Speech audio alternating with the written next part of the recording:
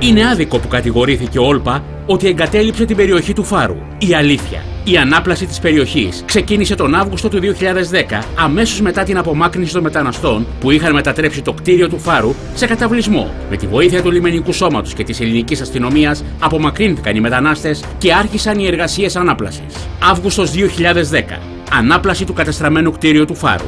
Με έξοδα του Όλπα ΑΕ και με την οφειλόμενη κοινωνική ευαισθησία, απομακρύνθηκαν οι λαθρομετανάστες και από το κτίριο της Πειραϊκής Πατραϊκής, που ως τότε λειτουργούσε, με την ανοχή κάποιων, ως παράνομος καταβλισμός. Οφείλουμε να αναγνωρίσουμε ότι χωρίς την βοήθεια της ελληνικής αστυνομίας και του κεντρικού λιμεναρχείου Πάτρας δεν θα είχαμε αποτέλεσμα. Η καφετέρια που λειτουργεί σήμερα στο Φάρο προκηρύχθηκε στις 2 Μαρτίου 2011 και έγινε επαναληπτικός διαγωνισμός στις 29 Απριλίου 2011 από τη διοίκηση του Όλπα ΑΕ. Η έγκριση της διακήρυξης έγινε με την υπαριθμόν 134 κάθετος 24 Εντεκάτου 2010 απόφαση του Διοικητικού Συμβουλίου του Όλπα ΑΕ. Την ίδια περίοδο έγινε η αναβάθμιση του χώρου στον Μόλο Αγίου Νικολάου και οι πολίτες κάνουν τη βόλτα τους σε καθαρό και φιλικό περιβάλλον. Έτσι ήταν ο Μόλος Αγίου Νικολάου. Έτσι έγινε ο Μόλος Αγίου Νικολάου μετά τις παρεμβάσεις του Όλπα.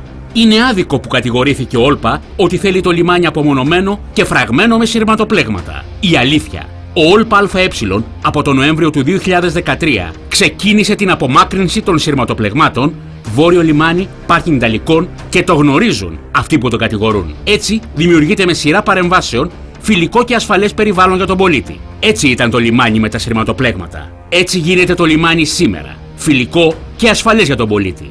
Είναι άδικο που κατηγορήθηκε ο Όλπα ΑΕ ότι παρεμπόδισε την κατασκευή ποδηλατόδρομου επί ένα χρόνο. Η αλήθεια. Στις 17 Οκτωβρίου 2013, η ΑΔΕΠ, δηλαδή ο Δήμος, έστειλε έγγραφο στον Όλπα που ζητούσε τη συμβολή του οργανισμού για την κατασκευή του ποδηλατόδρομου. Στις 21 Οκτωβρίου 2013, δηλαδή μόλις 4 ημέρες μετά, ο Όλπα ΑΕ με απόφαση του Διοικητικού Συμβουλίου διαβιβάζει το αίτημα με θετική εισήγηση στο Υπουργείο Ναυτιλίας. Στις 23 Οκτωβρίου 2013, δηλαδή μόλις 2 μέρες μετά, το Υπουργείο Ναυτιλίας ζητά την προβλεπόμενη από τον νόμο έγκριση των περιβαλλοντικών όρων για το εν λόγω έργο. Ο Όλπα κοινοποιεί αμέσως το έγγραφο στην ΑΔΕΠ, η οποία έλαβε στις 12 Νοεμβρίου 2013 από την Περιφέρεια απαλλαγή από την υποχρέωση περιβαλλοντικής αδειοδότησης. Το έργο είναι έτοιμο να γίνει μετά από τις ταχύτατες ενέργειες του Όλπα ΑΕ. Οργανισμός Λιμένων Πατρών ΑΕ.